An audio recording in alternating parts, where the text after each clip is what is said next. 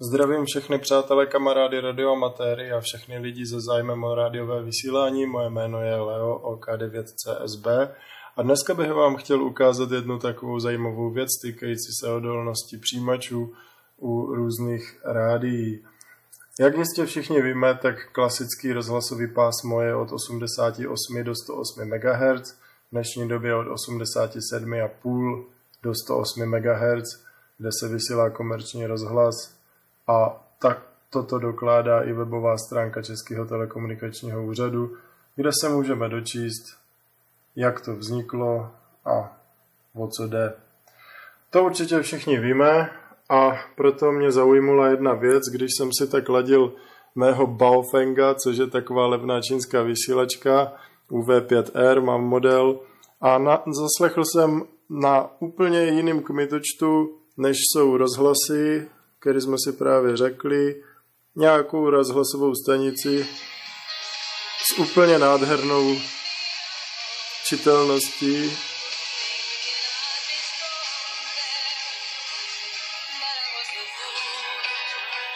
Na frekvenci 78,5 MHz.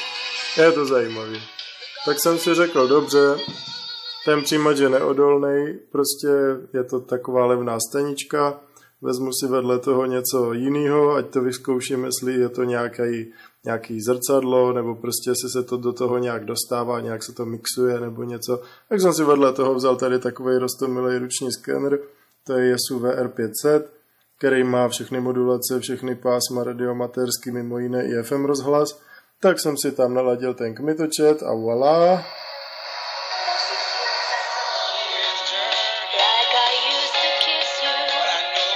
Zapnulo.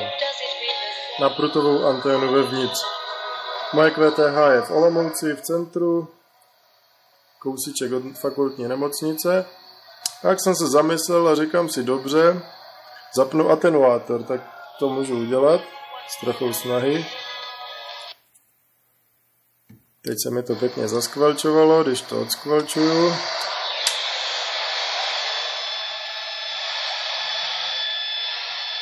Tak tam skoro nic není. Nečekaně.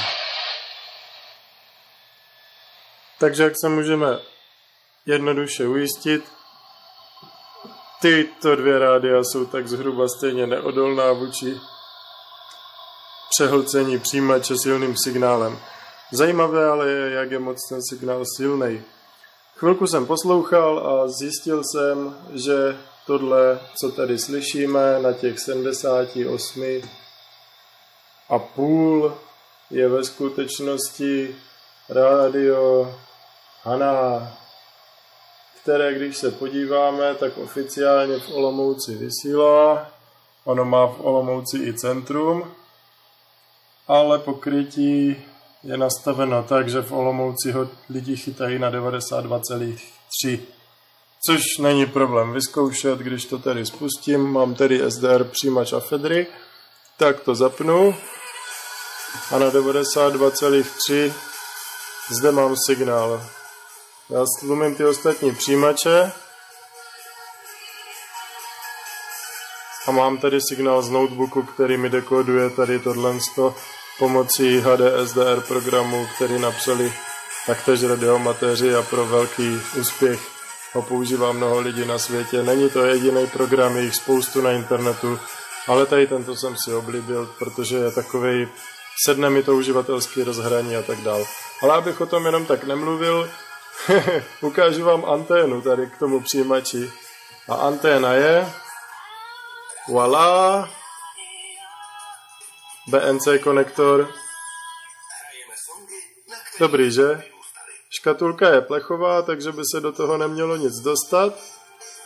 Nicméně na BNC konektor chytám tohle rádio S9 plus něco.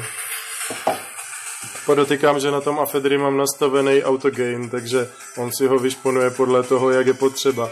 No, tohle asi mluví za vše, že není potřeba nic dál řešit. Jestliže mi to hraje na BNC konektor, tak potom je jasný, že tady tyto dva miniaturní přijímače moc nemají šanci s tímhle bojovat. Zajímavé ale je, jestliže připojím k tomuto anténu tak jako mám třeba zde, jestli na těch 78,5 to zrcadlo nebo prostě ten produkt taky najdem. Tož to učiním. Vzhledem k autogainu se nemusím moc bát toho připojení zachodu. Nejedná se o nějakou anténu, která by mě produkovala statickou elektřinu.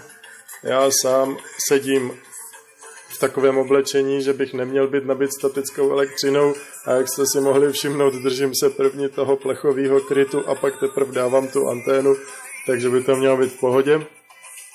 Navíc Alexander Truskin, který vymyslel tenhle přijímač, určitě nebyl tak hloupej a na vstup dal nějaké ochranné obvory, které budou chránit ten vstup přijímače proti takovým blbcům, jako jsem já, že to tam dávají za chodu. A to už je to všechno, co jsem k tomu chtěl říct. Každopádně signál vyletěl až za roh. To můžeme vidět velice jednoduše.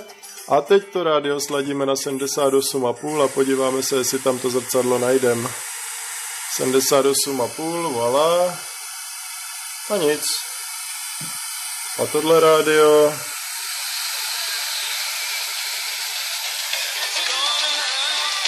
prostě hraje. To druhé hrálo taky. Takže tím chci říct, že i když tady ten Afedery SDR přijímač vypnu autogain a nastavím ho na vstupu na maximální zesílení, je na tom prostě s odolností líp než tyhle dvě staničky, které jsem právě ukázal. Je to takový test, netest, chtělo by to navíc v kmitočtech a navíc příkladech, ale berte mě za slovo, že mám tak jako už trochu zkušenosti tady s tím přijímačem a kolem toho VKV, Airbandu a tak, kde poslouchám letadla, se tady tenhle přijímač Afedery SDR jeví jako mnohem selektivnější než například to Yaesu VR500, které velmi dobře poslouchá, je citlivé, ale prostě s tím VKV má problémy. Samozřejmě někteří z vás už by namítali, že je potřeba si tam dát zádrž. Zádrže, ano, zkoušel jsem si jednu vyrobit.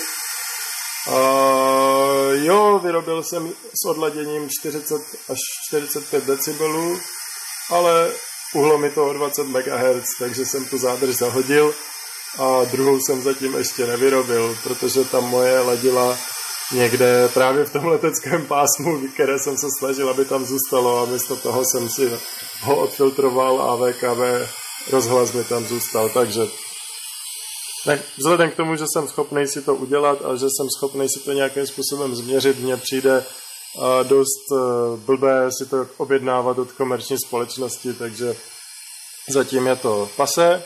Takže takhle máte jako ukázečku bez těch filtrů, jak se to chová, prostě když k tomu připojím prutovku uprostřed paneláku a prostě SDR i tenhle levný SDR přijímač je na tom suverénně nejlépe i s vytočeným ziskem na vstupním díle na maximum.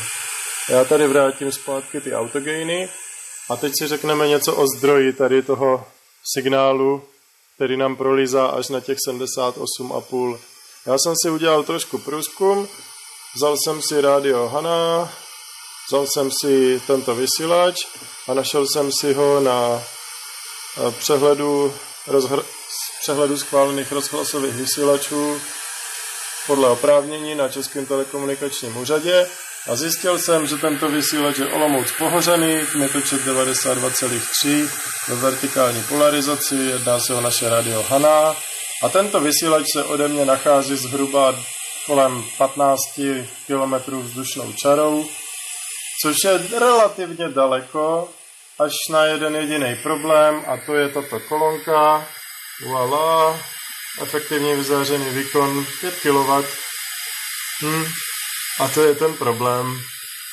Jelikož lidi dneska chcou poslouchat rozhlas na drát od sluchátek nebo na kus drátu nebo pomalu na kapotu od auta nebo prostě na všechno možný, tak ty vysílací výkony na tom VKV jsou prostě hrozně vysoký. Jednak kvůli pokrytí v kopcovitém terénu, na vesnicích a tak dál, ale tohle je prostě vykryvač pro relativně velkou oblast s odpovídajícím výkonem, ale podle mě, kdyby to lidi nechtěli poslouchat na drát od sluchátek, tak ten výkon může být malinko menší, ale nechci zacházet do takových diskuzí, jelikož je to velice sporná záležitost.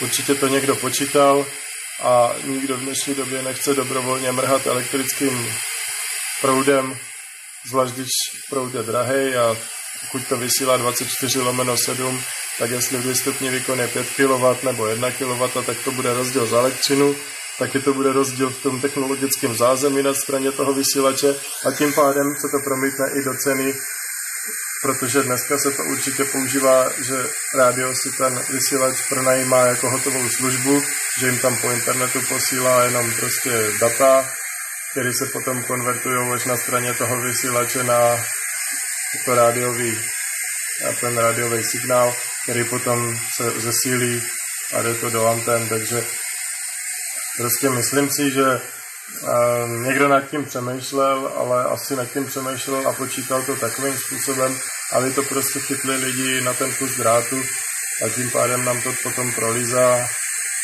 všude, kam se dá. Já osobně pracuji s výkony do 10 W v rámci mého oprávnění, protože mám OK9.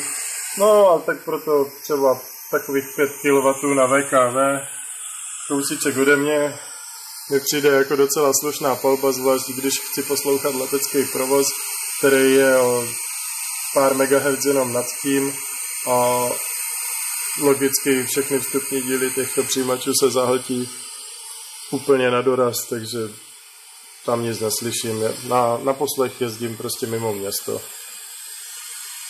I když si vyrobím tu zádrž, tak pochybuju, že to bude jako 30krát lepší, bude to určitě hodně lepší, možná když dám 2 za sebe a udělám si to tak, aby průchozí útlum nebyl zas tak jako velký, tak se to bude dát, ale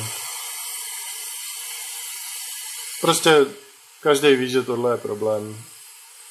Stejně tak, jak je rušení od LTE nebo rušení od sítí CDMA, to jsou takový ty ufony a mobilní internet v pásmu 450 MHz. Jednu dobu to provozoval Vodafone, určitě by se to dalo dohledat. Je toho spousta. Každopádně, když se podíváme na to, co má doopravdy být na 75,78,5 MHz, tak tam zjistíme, že na 78,5 by mělo být prostě podle oprávnění do konce roku pozemní pohyblivá služba, což není rádio.